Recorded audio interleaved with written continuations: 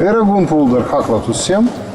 Наша сегодняшняя тема – это совместность. Будем говорить о ситуациях, когда больше одного участника принимает участие в действии. Основной способ выражения совместности в чувашском языке – это творительный падеж. Сейчас мы посмотрим, как этот падежный суффикс выглядит. Матвей, иди, пожалуйста, к доске и напиши предложение «Иван работает с Матвеем».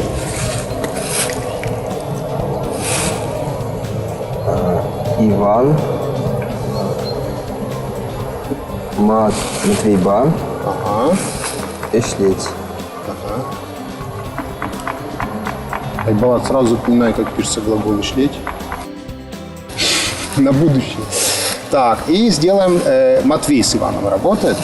Показать, что возможный вариант. Матвей Иван Пан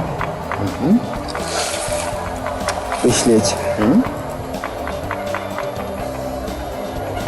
Тогда будешь подлежащее главное слово, как и в русском языке, выражается именительным падежом.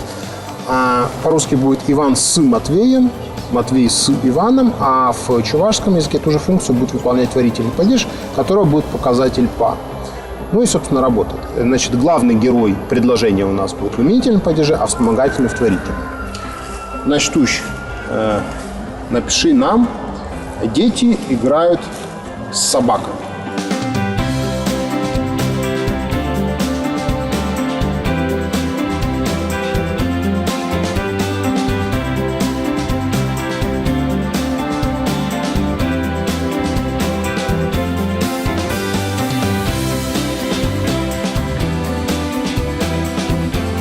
Так, давайте обсуждать, что, кто, какие пожелания к Настюше. Вылящий с двумя щ. Да, вылящий с двумя щ, потому что так написано у тебя, это будет выляжа. Надо, чтобы выляжа. Вот они играют. Так, еще. А чё? Вот это слово, если его прочитать, как написано, будет аджазем. Надо аджазем. Как определить, куда падает ударение? Аджазем. Да. Но если там стоит галочка, ударение уходит на предыдущий слой. А вот надо, чтобы не уходило. Галочку над «сем» нужно убрать. Аджазем. Аджазем. Да, аджазем где-то, да, гулящий. Но у тебя получилось, что дети играют с собакой. Надо, чтобы они играли с собакой. Ебузембе, что ли? Да. А я услышала по-другому. Ну, может, я не договорил. Вы тоже так услышали? Собака на другой сказать. Ебузембе. Да, но 7 здесь то же самое будет без крышки. Да, но и крышка все равно не нужна.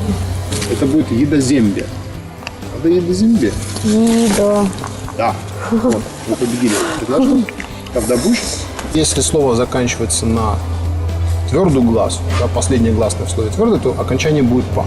Если здесь у нас в последнем слоге мягкая гласная, то будет, соответственно, окончание «пе». Закон сингармонизма. Да, это гармония гласных, закон сингармонизма. То есть «па» или «пе» выбирается в зависимости от того, какой у нас последний гласный в слове. Марьян, напиши нам, пожалуйста, ты разговариваешь с новыми людьми.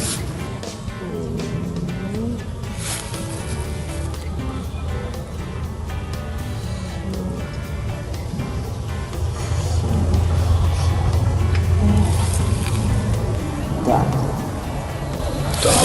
Все согласны?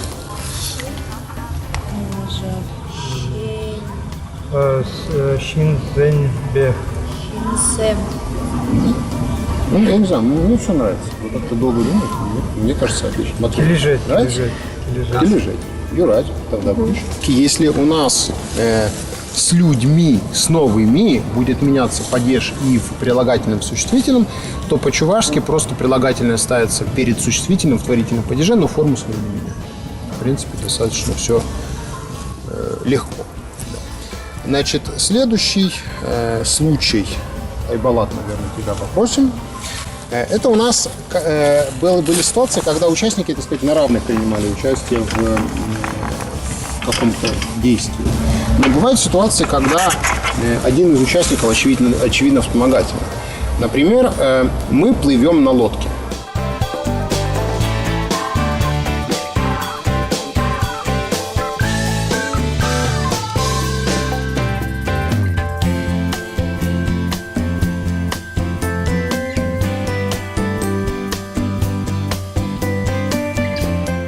Плывем. Ну, вообще есть глагол «иш» в чувашском языке. Но «иш» — это скорее плыть руками, вот, а здесь используется «пыр», да, и, соответственно, «пыратор». Лодкаба, бир, лодкаба, пыратпар. Да, а есть ли в чувашском языке слово для лодки свое? Говорите. Лодка. Да. Да, но Смотри, по сути это будет лодки. Говорите, вы понимаете. кимибе? Кимибе, ага.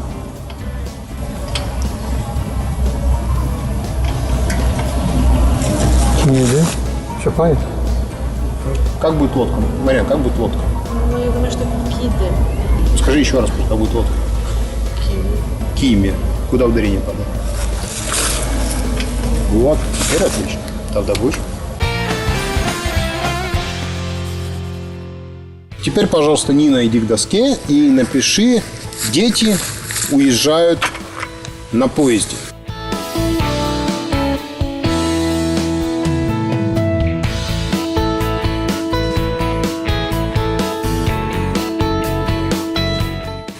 Говори тоже вслух то, что пишешь. Одеваем поезд там. Кай. Ну, Кай уезжать, а уезжают. Отлично. Остался один нюанс. Каяще, что с ним? Вот это, если прочитать то, что написано, будет каяще. А чтобы убрать ударение, надо поставить крышку. Да, все, отлично. Так, значит, здесь у нас что происходит? Конечно, у нас участники ситуации и дети, и поезд. Но они, очевидно, то есть они вместе уезжают, да? Значит, дети уезжают и поезд уезжает. Но здесь поезд выступает в качестве транспортного средства. То есть он, конечно, уезжает, но просто он используется детьми для того, чтобы уехать. Кроме транспортной функции, может быть, собственно, инструментальная функция. Матвей, иди, пожалуйста, к доске, напиши нам. Люди режут хлеб ножом. Шинзен. Так. Шижибе. Щежебе. Как будет нож? Шижибе. Щеже, да. Щежебе — это ножом. Шобур. Так, хлеб. Казащ. Казаще.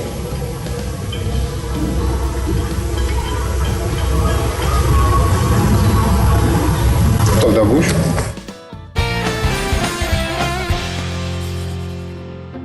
Давай тебе дадим более сложное. Например, он пописывает карандашом. О, Карандаш. карандаш. Как будет карандаш? Карандаш. Сложно. Это сложно поверить. Это да. Карандаш или карандаш? Карандаш. А? Так. Подписывай. Как будет пишет?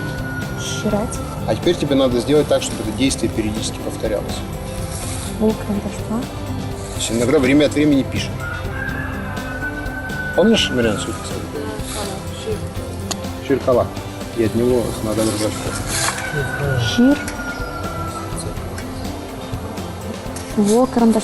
Шоколад. Щиркалать. Щиркалать. Не знаешь, что форма? Это, например, ну вот пулкалать бывает, да? Иногда бывает. Так, значит, у нас есть функция совместная, функция транспортная, функция инструментальная. Есть еще так называемая наречная функция. Вариант, давай, напиши нам. Вы шьете шапки с любовью. Сначала с любовью.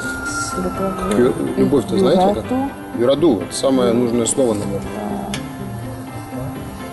Юраду. Щелик. Щелик. Кстати, связан с глаголом «шить». Как будет «шить»? Глагол «щеле». Ага. То есть «щелека» очевидным образом связано с «щеле». Окей. Дерево? Я не знаю. Ну, почти правильно, потому что «шить» — это «щеле». Ударение куда падает. Щеле, ага. Здесь у нас любовь участник ситуации, да, когда мы шьем шапки. И на самом деле, конечно, щелек – это исторически нечто вроде пошивка. Потому что видно, что вот это вот «эк» присоединялся к глаголу «щеле», и получалось у нас вот так, пошивку шьете, да, переосмысленно, как шапки. Так, значит, Айболат нам напишет: вы с радостью шапки шьете. Эзир. Хаваспа. Эзир. Хаваспа. Так. Щелек.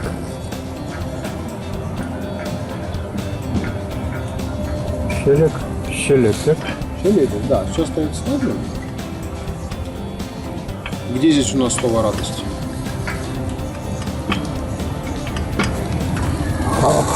Хавас. Хавас радость, хаваспас радость. Но над хаваспа напиши, пожалуйста, деепричастие от глагола радоваться. Как будет радоваться. Саванза. Ага, То есть саван это радоваться, саванза это радоваться. Эзир, саванза, щелек и щелеки. Айболат, еще раз. Саван это радоваться. Да. Саванба. Саван это радоваться. Ударение Ага. куда-то. Саван. Вот, саванза. Получается, что мы можем либо радость сделать еще одним участником, и тогда у нас получается створительный падеж, либо мы можем радоваться сделать деепричастие, и тогда у нас получается предложение с деепричастием, но радуюсь и так, и так. В зависимости от того, на чем мы хотим поставить акцент. То есть, первый вариант. Шапка Второй. неправильно написал. Щелек, щепла. Ага. Нина, давай тогда к доске. Еще одна функция – это функция указания на место совершения действия, через которое проходит маршрут. Они идут по большой дороге.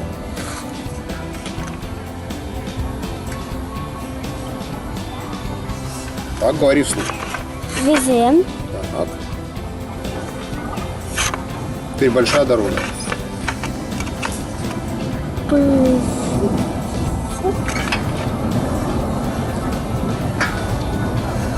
Так. Дорога, помнишь, как будет? Подсказывайте. Чул.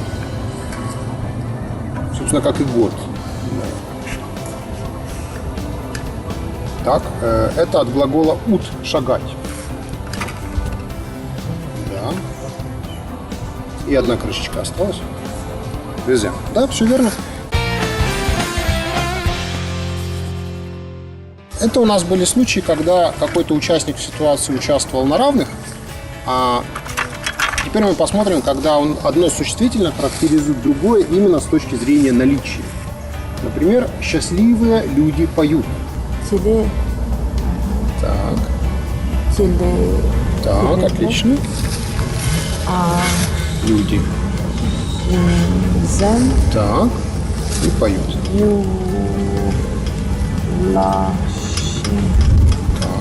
Отлично.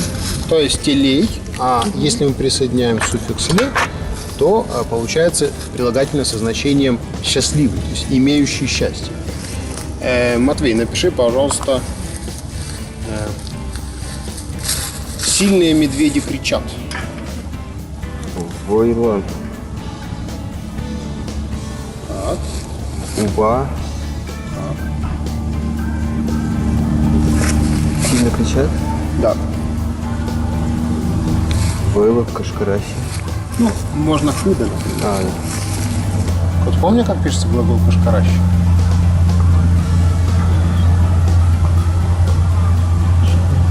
Правильно, правильно. Значит, точно, напиши, пожалуйста, нам дают вкусный суп. Тебе. Так, Тутла. Шка. Так, отлично.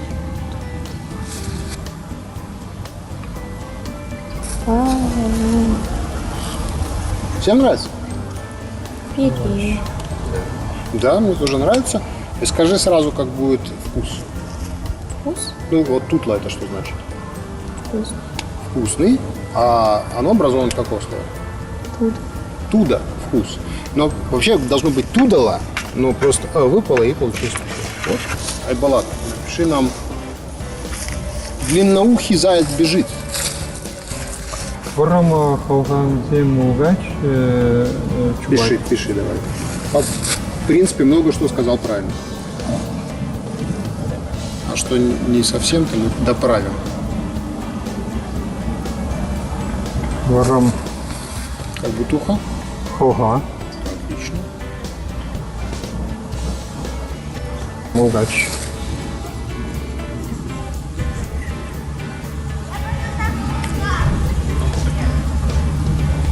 Так, варам халгаба. Варам халгач, щапа, платье. Ага. Сейчас, подожди, не стирай. Скажи просто, как это должно. Варамла халгач. Это длинный, это заяц с длиной какой-то. Да, А надо с длинными ушами. так. Варам халга. Халгала мугач, Вот, чубай. вот, теперь мы докопались до истины, да. После гласных у нас будет L удваиваться. Халгал. Еще раз скажи вслух. Варам халгала. Халгал. Халгал. Это тебе подсказка. Пиши, 2L.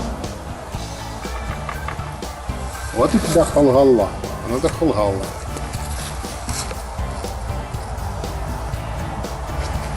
Отлично.